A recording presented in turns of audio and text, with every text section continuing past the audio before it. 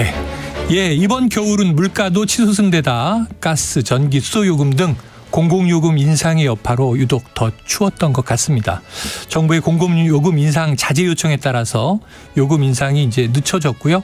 또 시민들의 부담을 조금 덜어내기도 했습니다. 그런데 정부의 이런 움직임에 한국은행이 이 통화정책 효과를 떨어뜨리는 등의 부작용이 나타날 수 있다. 이런 지적을 했고요. 또 당국의 금리 인하 요구에는 관치금융 재현을 우려하는 반응을 보였는데요. 관치금융, 과거에 정부가 이 금융을 통제하던 시절의 이야기죠. 이 정부가 행정력을 통해서 시장을 관리하는 모습에 비판의 목소리도 나오고 있습니다. 자, 관련해서 주진영 전 한화투자증권 대표와 이야기 나눠보겠습니다. 어서 오세요. 네, 안녕하세요. 예, 마이크 편하게 이렇게 당기셔도 네. 됩니다. 예. 참고로 방금 네. 진행자분께서 관치금융 재현 얘기 말씀하셨는데 재현 아니에요, 계속이에요. 아, 네. 그렇게 사라졌던 적이 없다. 네네, 그 이상한 오해를 하나. 아이고 죄송합니다. 제가 언급을 역시 전문가 앞에서 관치금융 재현이 아니고 주 대표님은 관치금융은 우리나라에서 늘 이어져 왔던 것이다. 네. 지금도 이어지고 있다. 자, 오늘 날이 날이니만큼 지금 윤석열 대통령 내외 일본에 도착해서 한일 정상회담 준비에 들어갔습니다. 혹시 이게 경제와는 어떤 연관이 될까 저는 좀 딱 떠오르진 않는데 주 대표님 어떻게 보고 계세요? 경제랑은 별로 연관은 없죠. 네. 근데 저는 이거 보면서 좀 언론에서 이상하게 편향된다는 느낌이 드는데 네네. 이게 원래 이제 시작은 대법원 판결이 났던 거잖아요. 네, 과거사에 대한. 네, 2018년에 맞습니다. 났던 거죠. 대법원에서 배상하라고 했는데 배상을 안 하고 뭉갠 게 문재인 정권이잖아요. 네네. 그럼 사실은 원인은 사실은 문재인 정권이 대법원 판결을 무시하고 뭐 말하자면 우물쭈물하면서 비겁하게 이제 4년을 보내고 지나고 나서 하는 거니까 어디 보면 전 정권은 비겁했고 현 정권은 좀 뭐라 그럴까 무모하고 네. 다 그런 것 같아요. 네. 근데 그걸 지금 그러니까 일본인한테 돈 받아가지고 나라 팔아먹는 건 봤어도 자기 돈으로 나라 팔아먹는 건 이제 처음 봤다는 사람들이 있는데 아이고. 그 말도 네. 일리는 있는데 네. 그 전에 정권도 일 안 하고서는 그냥 넘어간 큰 책임이 있죠. 근데 그 얘기도 얘기를 해야 되는 거 아닌가. 이 사안에 대해서 전임 정권은 비겁했다. 현 정권은 무모하다. 이렇게 귀에 쏙 들어오는 이제 한 줄 평을 해 주셨습니다. 자, 오늘 정상회담에서 과연 어떤 얘기가 어떻게 나오고 또 밤에 뭐가 이제 기자회견에서 발표되는지 지켜봐야 알겠습니다. 괜히 또 네. 식욕 잃는 분들 많으실 거예요. 아이고. 네. 아니 2번이나 만찬이 이어진다고 하는데 식욕이 나야 되는 거 아닌가요? 알겠습니다. 자, 오늘 내용으로 들어가 보죠. 자, 지난 시간에 전세제도 얘기를 너무 새로운 시각에서 해주셔서 저도 깜짝 놀랐는데 이게 늘 우리나라의 이제 어떤 주거 방식이라고 생각을 했는데 이거는 정부가 묵인한 이상한 형태의 사금융이다. 이 사금융이 이제 이렇게 그렇죠. 어떤 주택을 하나의 이제 빌미로 진행되어 온 것이다 하고 얘기를 해 주셔서 좀 제가 놀라기도 하고 새로운 시각이 생겼습니다. 자, 정부의 또 전세 대출 제도 확대 정책으로 인해서 시장에 발생한 부작용에 대한 이야기까지 진행이 됐어요. 정리해보면 집값이 오르는 상황에서 정부가 전세 대출을 보증하면서 대출을 늘리는 방식으로 개입이 됐으니 당장 눈앞의 문제는 잡는 듯이 보이지만 문제를 미루거나 키워왔다. 그리고 그 전에 오셨을 때는 또 가계부채 문제도 지적을 해 주셨거든요. 그렇죠. 자, 기억나시죠? 네. 네. 그러니까 이게 저번 방송을 아마 청취자분들이 처음 들어보거나 생각을 해보시면 좀 약간 좀 혼란스러웠을 거예요. 네. 그러니까 전세제도는 폐지를 해야 되는 거냐, 아니면 무슨 전세 대출은 폐지해야 되는 거냐, 이런 얘기를 하는데 굳이 이제 나눠서 생각을 해보죠. 뭐냐면 전세제도가 사적 금융이라고는 하지만 사적 개인들 사이에서 계약을 하고 하는 것을 갖다 굳이 제도적으로 금지를 하고 그럴 일은 아니죠. 그런데 중요한 것은 더 효율적인 방법이 있는데 그거를 정부가 막는 바람에 이제 할 수 없이 말하자면 풍선처럼 삐져나간 거에 해당되는데 대출도 마찬가지입니다. 뭐 금융기관에서 전세금 대출을 해주고 싶으면 뭐 하지 말라고 할 필요도 없는 거죠, 굳이. 네. 그런데 그렇기 때문에 허용은 돼 있었지만 금융회사는 전세금 보증금에 대한 대출을 잘 안 해줬어요. 네. 왜 안 해줬느냐 하면은 바로 채권자로서의 권리 보전을 하기가 되게 어려운 구조이기 때문에 그렇게 이제 안 했던 것인데 그거를 거기다 이제 정부가 이제 잘한답시고 보증을 하고 들어가면서 문제를 엄청 키우고 악화를 시킨 거잖아요.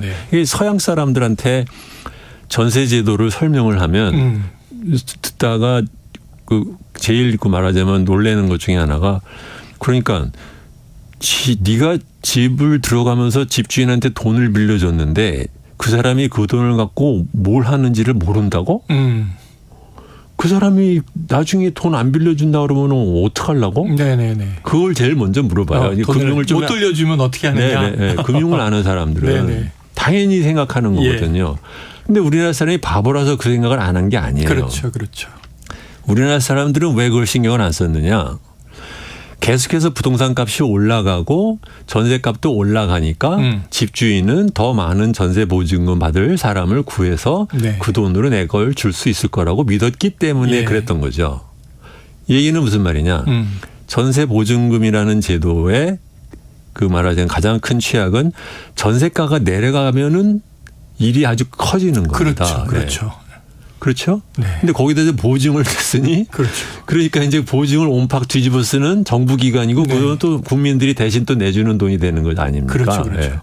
그러니까 이게 그 하나만 생각하면 좋아 보이지만 아닌 것들이 굉장히 많은데 이거를 근데 저번에 제가 방송하고 나서도 그 이후에도 정부가 또 전세 보증 또 늘려주겠다고 했더라고요. 그러니까 이게 병이 깊어서 자 원래 우리 돌아오면 그렇기 때문에 그 금융 같은 데에 대해서 그 말하자면은 유권자들이 당장 자기가 급하다고 이것저것 요구한다고 그거 들어주면 그러면 도리어 악순환이 되면 더 부작용이 커진다라는 걸 좀 알아주셨으면 해서 얘기를 드린 겁니다.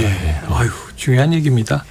전세제도 이게 이렇게 세계적으로 독특하고 이상한 제도라는 거를 인식을 못했던 게 좀 뭐 결혼하고 신혼생활부터 그냥 다 전세로 쭉 오래 살면서 이사 다니고 왔잖아요.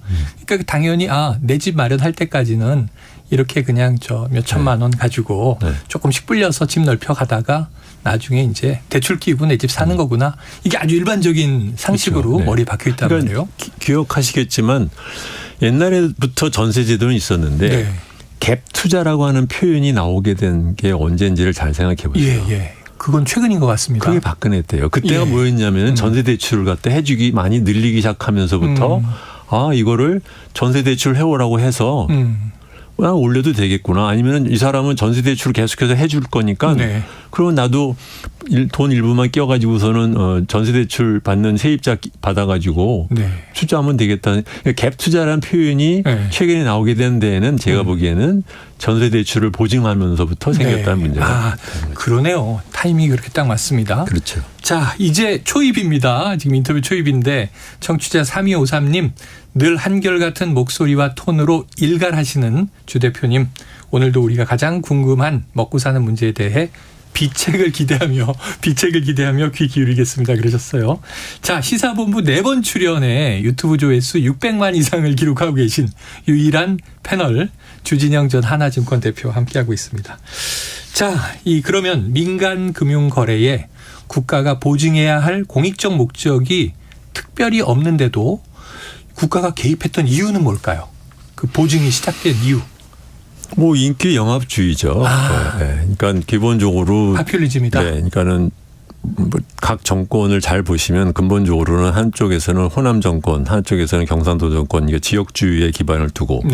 그다음에 이제 나머지 사람들은 이제 그 사람들이 원하는 인기에 급급한 정책을 갖다 써서 일단 너도 하나 줄게, 너도 하나 줄게 이런 식으로 그렇게 해서 정권이 당선이 되어 왔잖아요. 그러니까 이 한국의 정치를 운영하는 기본 원리는 지역주의랑 인기 영합주의, 퍼퓰리즘의 이제 뒤범벅인데 그것이 말하자면 이런 걸로 나오는 거죠. 이런 형태로. 제일 지금 국민들이 바라는 게 뭐야? 네. 힘들어하는 게 뭐야? 네. 뭐 해주면 좋아하겠어? 그렇죠. 이렇게 나온 것이다. 그렇죠. 네. 그럼 이거 그야말로 인기영합주의라고 규정하셨으니까 이게 뭔가 근본 정책이라고 보기는 어렵네요. 사실은 국민 탓이에요. 아. 네. 국민들이 그런 거 원하니까 지역색에 따라서 투표해주고 당장 나한테 뭐 해준다고 하면 투표해주고 네. 뭐 그러니까 이런 꼴이 되는 거죠. 근본적인 일가를 초기부터 시작하셨습니다. 자, 좋아요. 어쨌든 이 문제를 잡겠다. 그 국민들이 필요로 하니까 그럼 정부는 국민들이 필요한 거 해주마. 이 뭐 정책의 의도는 좋았을지 모르겠습니다. 근데 이제 부작용이 크거나 반대로 문제를 키운 정부의 개입 사례 그런 것도 좀 있을까요? 뭐 하도 많아서 이제 하나씩 말씀을 차고 드릴게요. 넘칩니까? 네. 오늘은 그래서 그 말씀을 드릴까 하는데, 네. 그러니까 뭐 그동안 말씀드린 거랑 좀 연결이 돼요. 네. 왜냐하면은 우리나라에서 그 정부의 정책 아까 참 말씀드렸죠. 이제 지역주의랑 인기영합주의에다가 또 하나가 더 낀다고 하면은 관료들의 행정부에 말하자면 단기 성과주의가 있는 거예요.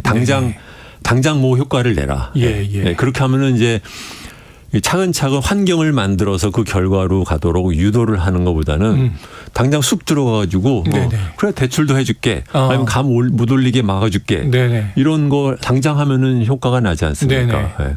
그리고 단임제에서 대통령은 계속해서 바뀌니까 뭐 공무원들이 이제 선출된 권력을 우습게 보는 이제 그 일종의 이제 쪼가 들은 거죠. 그래서 그래 뭐 해달라고 알았어 해줄게 이거 자 저거 뭐 그렇게 가는 거예요. 근데 이거보다는 사실은 이제 연조가 굉장히 깊은 제도 그리고 가장 나쁜 제도라고 제가 생각하는 거를 말씀드리고 싶은데 그게 뭐냐면 주택 청약 제도랑 주택 청약. 네, 그다음에 분양가 상한제. 분양가 상한제. 네. 이게 이제 분양가 상한제는 둘 다 이게 1977년에 제가 대학교 들어갈 때 제도입니다. 이게. 네, 오래됐네요. 엄청 오래됐어요. 지금도 뭐 우리가 주택 구입과 관련해서는 꼭 듣고 또 관계하게 되는 제도잖아요. 당연하게 생각을 하죠. 하도 오래돼가지고. 그렇습니다. 그런데 잘 생각해 보시면 주택은 어쨌든 거래가 되는 상품이지 않습니까? 그렇죠. 근데 신규 상품이 신규 주택인데 신규 주택의 값을 정부가 시가보다 일방적으로 낮춰서 팔라라고 업자한테 강제를 하는 제도는 중국도 안 해요. 그러니까 사회주의적인 라고 하는 중국도 없는 제도입니다. 이게. 근데 이걸 유일하게 한국이 하고 있어요. 옛날에 뭐 잘 모를 할 때는 또 이해가 간다고 하는데 지금 21세기가 되어서도 이 제도를 유지한다는 것이 정말 황당한 제도입니다. 근데 이거를 계속해서 하고 또 국민은 그거에다가 이제 주택 청약 들어오는 사람이 2천만 명이니까 다들 그러니까 너만 저 로또 먹냐 나도 좀 로또 먹자라고 지금 기다리고 있잖아요. 그러니까 이 제도를 지금 못 바꾸는 거죠, 한 번. 근데 이 제도가 무슨 문제를 일으키느냐 잘 생각해 보시면 다들 그런 얘기 하죠. 왜 우리나라 정부는 부동산 시장을 자연스럽게 놔두지를 않고 올라가면은 내려가게 하려고 하고 내려가면 올라가게 하려고 할까. 맞아요. 그러니까 왜 부동산 시장의 가격에 이렇게 개입을 항상 하는 것을 당연시 생각하고 국민 역시 너 뭐 해야 되는 거 아니냐라고 얘기를 할까. 정부에 대해서. 그 근본적인 원인은 뭐냐면 신규 물건에 대한 가격 통제를 하기 때문에 생기는 거예요. 잘 생각해 보시면 보죠. 청약이 당첨이 됐어요. 로또가 당첨이 됐어요. 나는 이제 뭐 그것만으로 이제 앉아가지고 2, 3억 원 공고로 벌어야 되는데. 근데 만약에 부동산 값이 내려가. 그러면 내 로또 값은 없어지는 거지 않습니까? 그렇죠.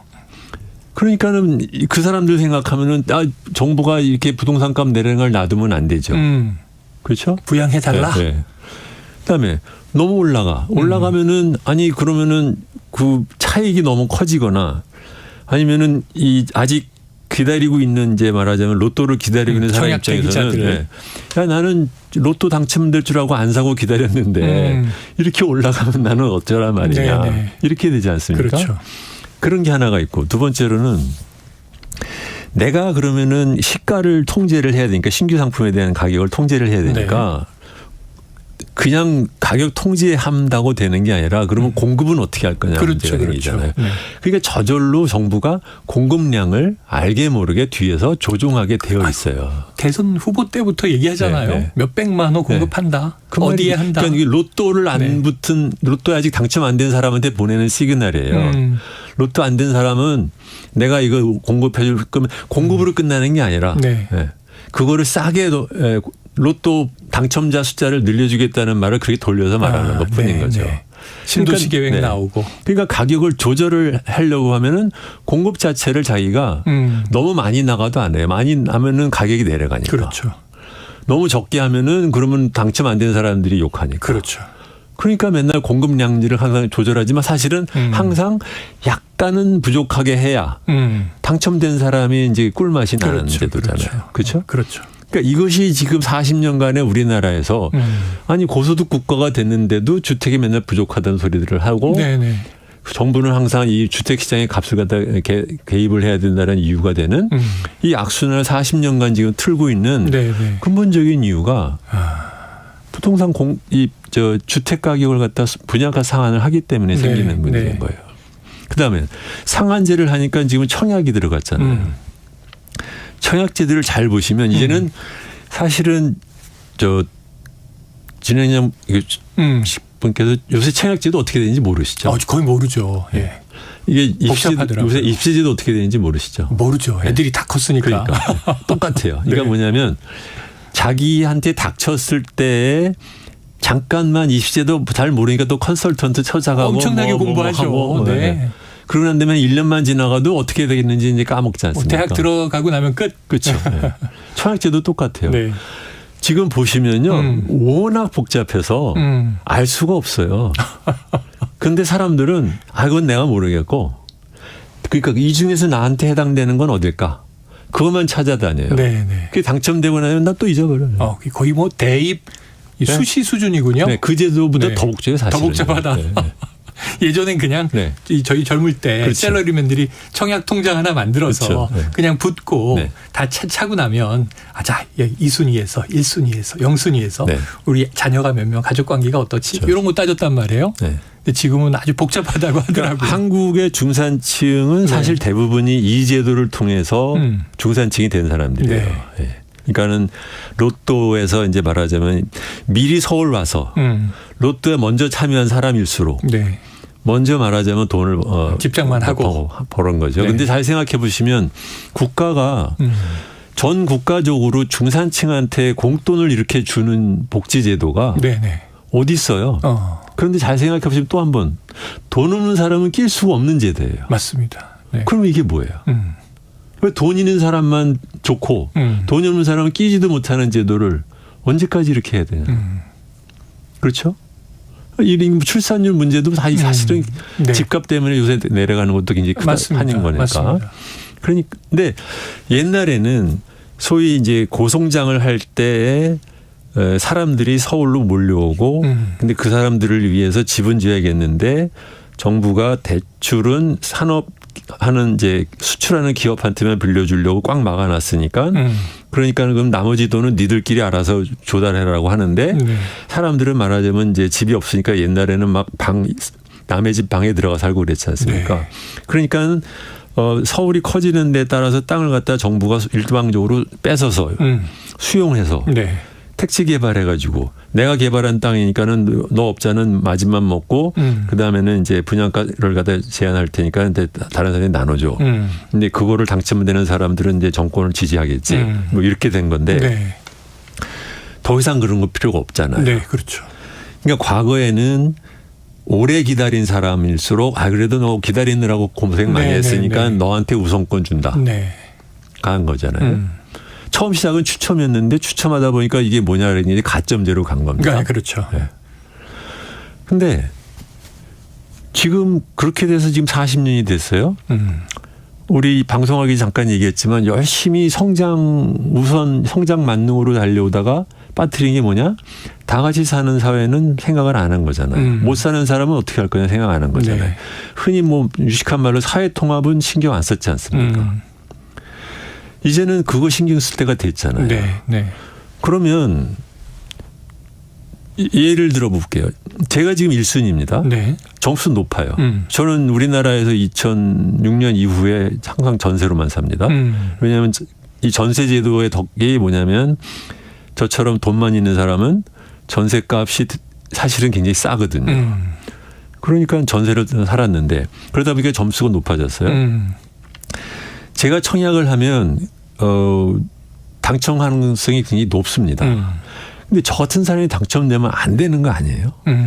그렇잖아요. 네, 네. 제가 당첨되는 방법에는 추첨해서 당첨되는 게 있고 네. 가점에서도 될 수도 있어요. 예. 저 같은 사람은 둘 다 되면 안 되게 제도를 바꿔야 되는 거예요. 그렇죠? 지금 아까 다시 말씀드리면 우리나라 지금 청약제도 하도 복잡해서 네. 아무든지 모른다라고 했잖아요. 근데 그걸 그나마 조금 단순화해서 설명을 드릴게요.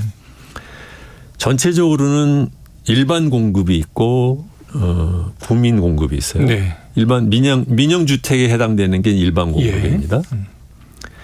일반 공급에는 추첨제가 있고 가점제가 네. 있어요. 그래서 예를 들면 추첨제로 제 친구 아들은 지금 30대 초반인데 52평대가 당첨이 됐어요. 아이고, 네네. 네. 넓은 집이네요. 네. 그래가지고 돈을 구할 수가 없으니까는 아버지한테 찾아와가지고 아버지 얼굴을 쳐다보면서 어떡할까요? 그러더라는 거죠. 그리고 이런 식으로 추첨에 의해서 20, 30대가 막 40평, 50평 당첨되는 사람들이 있어요. 네. 코미디라고 해야 되는지 비극이라고 해야 되는지 잘 모르겠는데 이 사람들은 결국은 돈 끌어모아가지고 전세로 돌려가지고 이제 전세 끼워서 말하자면 이제 내놓고 지금 우리가 그 사람들 재테크 시켜주려고 한 거지 이게 무슨 주택을 해당하는 게 아니라 주거를 위한 것이냐 재테크냐. 가점제. 가점제는 뭐 청약을 얼마나 오래 들었느냐 무주택자로 얼마나 있었느냐 부양가족 얼마냐 해놓으니까 뭐냐면은 따로 사는 부모님 가짜로 주민등록 들고 올리고 요양원 들어가 있는 부모님 가짜로 올리고 그래서 점수 만들어서 그래서도 당첨되고 이게 말하자면 이제 개인적으로 이제 사기들을 하는 건데 그나마 그 가족인데 얼마 전에 사건은 전혀 관계없는 자녀가 있는 이 싱글 부부가 지선이 사건 위장 결혼했잖아요. 그렇죠. 그래서 뭐 자녀가 5명이다. 그래서 최고점 해가지고 분양 받고 반띵 뭐 이런 거였지 않습니까? 그 왜 지선이라는 아이는 왜 그렇게 해서 학대돼서 죽은 아이도 그렇게 해서 제가 보기에는 그렇게 된 것 같은데 이런 제도가 문제가 그러니까 가점제도 문제가 있는 거예요. 그렇죠? 무슨 말이냐?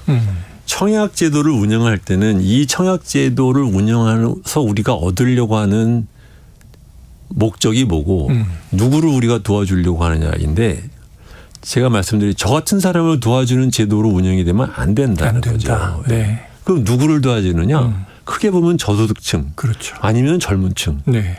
이 둘 중에 한 사람한테만 가도록 바꿔야 되는 거예요. 네. 그런데 그것을 바꾼다고 하면 어떻게 바꾸느냐. 돈이 없는 사람한테는 임대주택 당첨이 되게 되죠. 결혼한 사람이면은 신혼부부한테 당첨이 많이 가도록 하고 나머지는 필요가 없어요. 그런데 지금 다시 돌아가면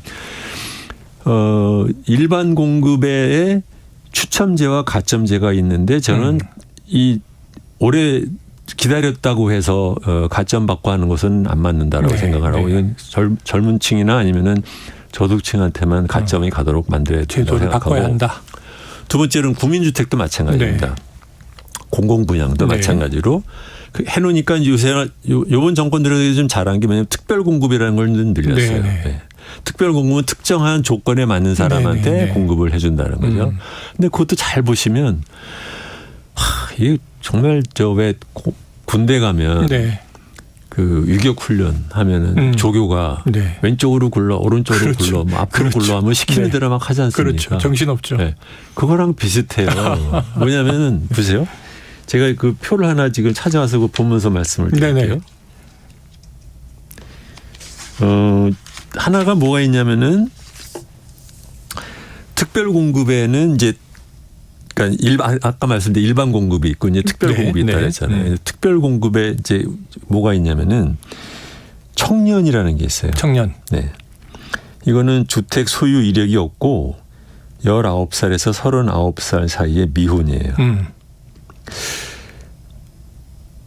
소득 기준이 있습니다. 소득이 월평균 소득의 140% 이하. 뭐 순자산 어쩌고 하는데. 자, 이거 보세요. 그러니까 순자산이 2억이 잘 안 되고 소득이 없는데 어떻게 집을 삽니까? 이거 말이 안 되는 거예요. 분양 한들. 네. 네. 이건 무슨 뜻이냐?